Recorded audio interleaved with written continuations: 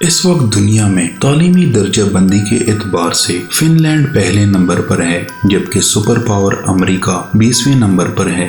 Finland दुनिया का वाहिद मुल्क है जहां मजमून नाम की कोई चीज स्कूलों में नहीं पाई जाती। फिनलैंड का कोई भी स्कूल ज्यादा से ज्यादा 195 बच्चों पर मुश्तमिल होता है, जबकि 19 बच्चों पर एक टीचर। दुनिया में सबसे लंबी ब्रेक भी फिनलैंड में ही होती है। बच्चे अपने स्कूल टाइम के 75 मिनट ब्रेक में गुजारते हैं। दूसरे नंबर पर 57 मिनट की ब्रेक न्यूयॉर्क के स्कूलों में होती है, जबकि हमारे यहाँ अगर वालिदैन को पता चल जाए कि कोई स्कूल बच्चों को पढ़ाने की बजाय इतनी लंबी ब्रेक देता है तो वो अगले दिन ही बच्चे स्कूल से निकलवा लें। खैर, आप दिलचस्प बात मुलाहिजा करें कि पूरे हफ्ते में स्कूलों में महज 20 घंटे पढ़ाई होती है, जबकि असातिज़ा के 2 घंटे रोज अपनी स्किल्स बढ़ाने पर सर्फ होते हैं। इस्लाम ने बच्चे को 7 साल से पहले नमाज का कहने का हुक्म भी नहीं दिया, जबकि हम बच्चे को तीसरे साल ही प्ले ग्रुप में बांध आते हैं। फिनलैंड में 7 साल से पहले बच्चों के लिए पूरे मुल्क में कोई स्कूल नहीं है, जैसे उन्होंने कवानीन हमारे मजहब से सीखे हों,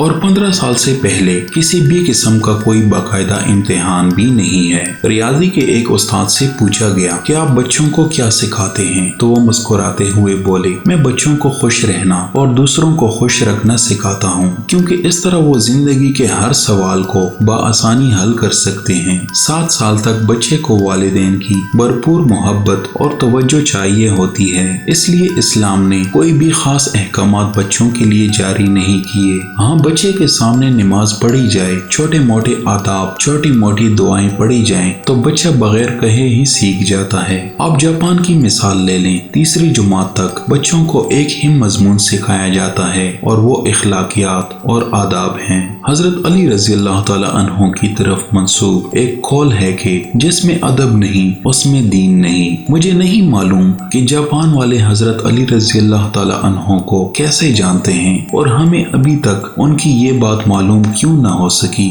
बहरहाल, इस पर अमल की जिम्मेदारी फिलहाल जापान वालों ने ली हुई है। हमारे एक दोस्त जापान गए और एयरपोर्ट पर पहुंचकर उन्होंने अपना तारुफ करवाया कि वो एक उस्ताद हैं। फिर उनको लगा कि शायद वो जापान के वजीर आजम हैं, क्योंकि उनको इज्जत ही इसी कदर दी गई। अशफाक अहमद साहब को एक दफा इटली में अदालत जाना पड़ा और उन्होंने भी अपना तारुफ करवाया कि मैं उस्ताद हूँ। वो लिखते हैं कि जज समेत कोर्ट में मौजूद तमाम लोग अपनी नशिस्तों से खड़े हो गए। उस दिन मुझे मालूम हुआ कि कौमों की इज्जत का राज उस्तादों की इज्जत में है। ये है कौमों की तरक्की और उरूजो जवाल का राज। हमारा हाल तो अल्लाह माफ करे। कुछ दिन पहले एक वीडियो मेरी नजर से गुजरी जिसमें एक बाप अपने बच्चे के उस्ताद को थप्पड़ लगवा रहा है, वो भी बच्चे के हाथों। तो कामयाबियां कहां से आएंगी। जापान में माशरती उलूम पढ़ाई नहीं जाती, क्योंकि ये सिखाने की चीज है, पढ़ाने की नहीं, और वो अपनी नस्लों को बहुत खूबी के साथ मुआशरत सिखा रहे हैं। जापान के स्कूलों में सफाई सुथराई के लिए बच्चे और असातिज़ा खुद ही एहतमाम करते हैं। सुबह 8 बजे स्कूल आने के बाद से 10 बजे तक पूरा स्कूल बच्चों और असातिज़ा समेत सफाई में मशगूल रहता है। दूसरी जानिब आप हमारा तालीमी निज़ाम मुलाहिजा करें, जो सिर्फ नकल और छपाई पर मुश्तमिल है। हमारे बच्चे पब्लिशर्स बन चुके हैं। अब तमाशा देखें, जो किताब में लिखा होता है असातिज़ा उसी को बोर्ड पर नकल करते हैं,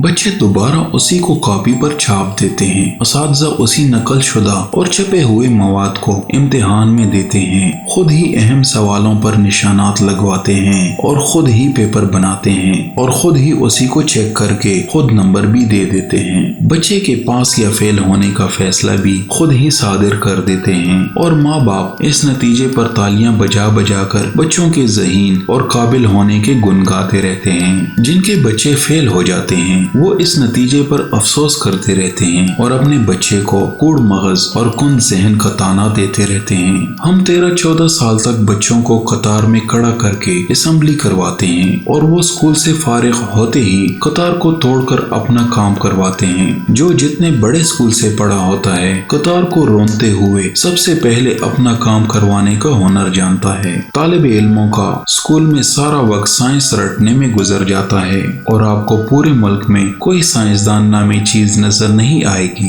क्योंकि बदकिस्मती से साइंस सीखने की और खुद तजुर्बा करने की चीज है और हम इसे भी रट्टा लगवाते हैं। आप हैरान होंगे, मैट्रिक क्लास का पहला इम्तिहान امتحان 1858 میں ہوا اور برطانوی حکومت نے یہ طے کیا کہ برصغیر کے لوگ ہماری عقل سے چونکہ آدھے ہوتے ہیں اس لیے ہمارے پاس پاسنگ مارکس 65 ہیں تو برصغیر والوں کے لیے 32.5 ہونے چاہیے۔ 2 سال بعد 1860 میں اساتذہ کی آسانی کے لیے پاسنگ مارکس 33 کر دیے گئے اور ہم ہیں کہ انہی 33 نمبروں سے اپنے بچوں کی ذہانت کو تلاش کرنے میں مصروف ہیں۔ جب تعلیم کا بنیادی مقصد نوکری ہو تو معاشرے میں نوکر ہی پیدا ہوتے ہیں۔ علامہ اقبال کے شعر کا یہ مصرع اس تمام صورتحال کی صحیح طریقے سے ترجمانی کرتا نظر آتا ہے۔ جو شاخ نازک پہ آشیانہ بنے گا ناپائیدار ہوگا۔